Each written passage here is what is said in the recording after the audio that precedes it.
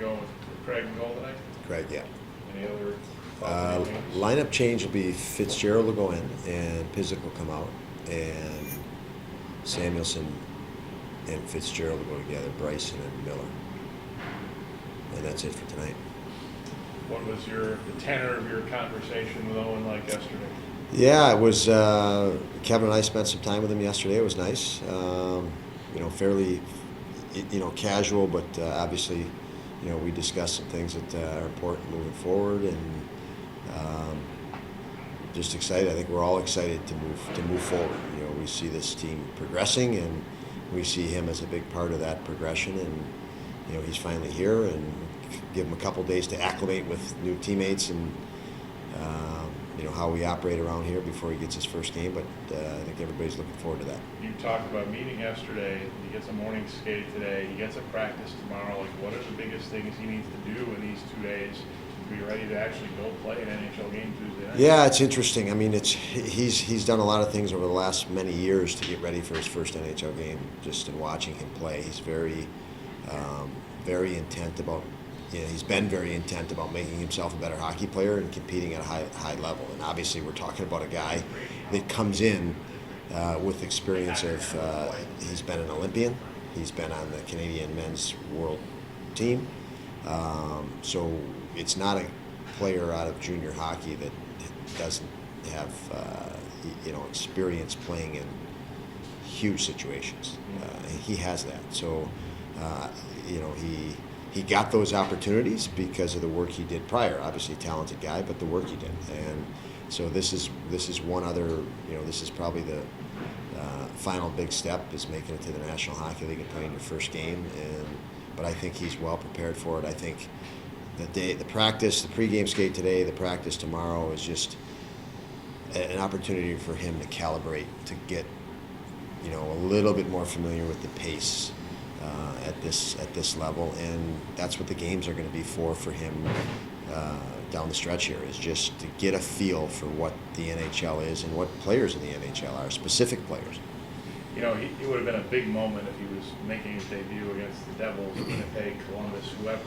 But I mean, how much does it go to another level with the Leafs, and he's a Toronto guy? Yeah, I can only imagine. I mean, I didn't grow up in Toronto, but I know enough about that market, and I've personally worked for the Maple Leafs myself, so it's a huge stage. It's a enormous hockey area as far as cities go in the world.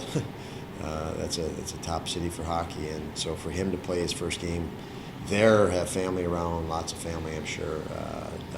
I'm sure it's special. I'm sure it'll be a little bit nerve-wracking, but he knows how to play the game. So at some point, he'll just plow right through that, immerse in the game itself that he's played, his whole athletic life, and a lot more will seem natural to him once the puck drops, I'm sure. And how do you handle the defense now? You've already got the rotation going. Obviously, Owen's going to go in. Do you continue to rotate the other spot, or how are you going to approach that? Yeah, I mean, the priority is I think everybody knows the priority and what the priority has to be for our organization. That's what the priority is, and it's guys that can evolve faster and further are going to, we need to get them in situations, and lots of our lineup decisions will be based on that down the stretch.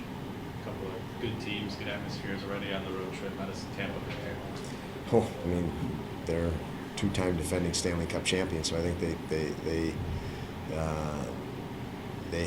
you have to have that respect, obviously, I think our guys do have respect for every opponent and really the game itself. But yes, they're prolific. It's a great building. It's a lot of energy in the building. So it's another it's another challenging yet exciting opportunity for our guys to play. And they've thrived in that situation from the standpoint of fully engaging in it.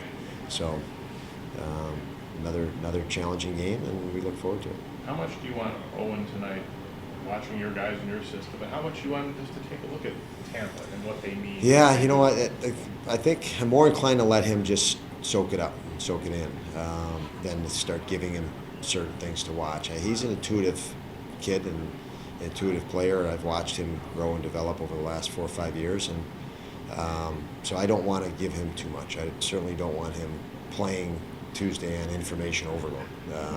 And we need to see him in his natural state too. I don't need to give him, 15 points to look at and do. Just play. And it's great at this point of the season because the 17 guys around him execute a system with some pretty good consistency.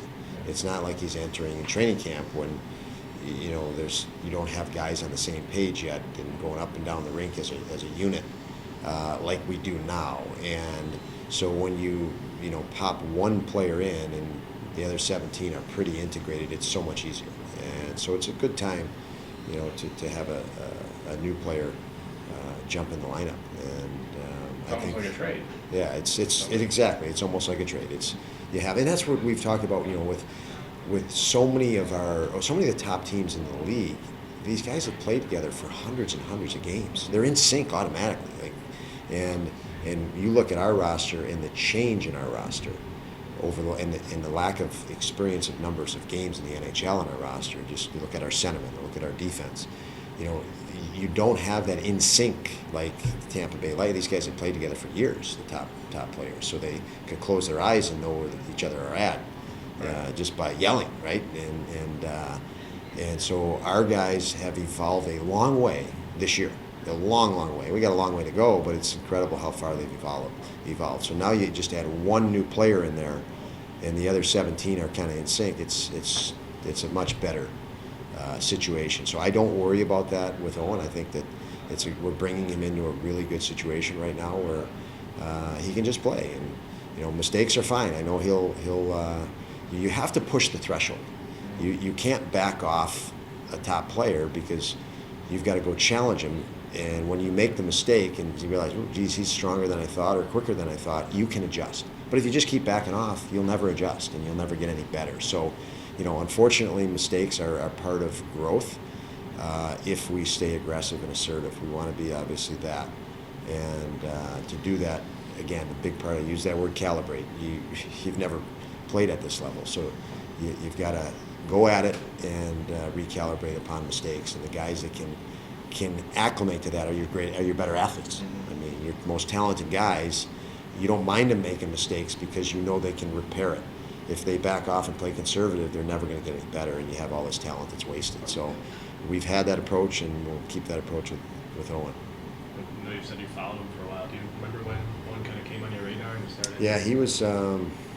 He was playing for Mississauga in a tournament in Toronto area, and I was up there to watch Jack Hughes, and someone that I worked with the Maple Leafs on their management team said, "Hey, you'll like watching this kid hop over in that other rink in about 5 minutes," and he was right. I did like watching him. So I tracked him pretty much from there, and then he was in Chicago 2 years while I was with the Blackhawks on the USHL team there, the junior team. So I'd go over and watch him practice. The guys that ran that team coached with me at the U.S. program. So I'd go talk to Owen and watch him practice, or I'd go watch a game and really tracked him for the 2 years he was in Chicago with the Steel, and it was fun. Cool. Thanks, Don. Okay.